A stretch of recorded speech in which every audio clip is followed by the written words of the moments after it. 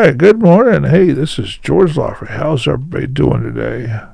Did anybody go crazy over the weekend or anything like that? Did anything go off the crazy?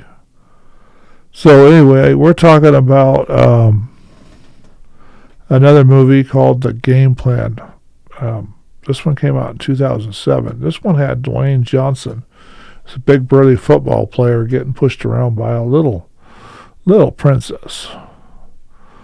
So anyway, this is a real good movie. I liked it. Dwayne Johnson was a big time star quarterback in this one, and he had all kinds of overhyped expectations about himself. He thought of himself, really, really, really high and funny, and overdoing it.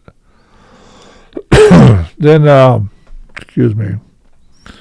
Then about time he thinks everything's going good. He's got his single room apartment with his trophy room and all the TV, and he thinks he's number one in the fans' hearts and all kinds of crazy stuff. Then all of a sudden, Joe gets a biological daughter dropped at his doorstep from a divorced wife, Sara, and she decides to meet him.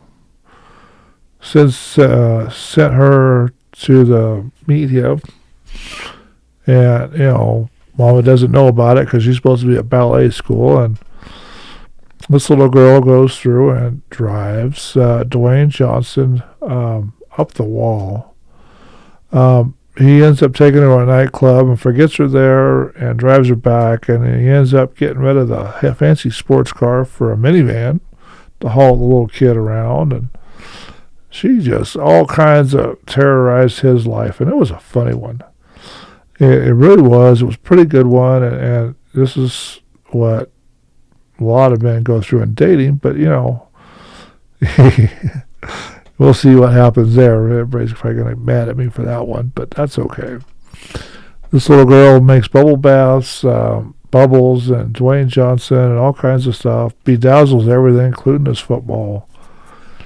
Somewhere along the way, in the middle, after the manager and everybody goes nuts over this little girl, she ends up getting herself, she got ballet classes, all kinds of crazy stuff she bent Joe, her biological dad, to do. Towards the end, when she's trying to get Joe hooked up with this girlfriend, she ends up with nuts and eating something she's allergic to, which was peanuts in the movie. And then Joe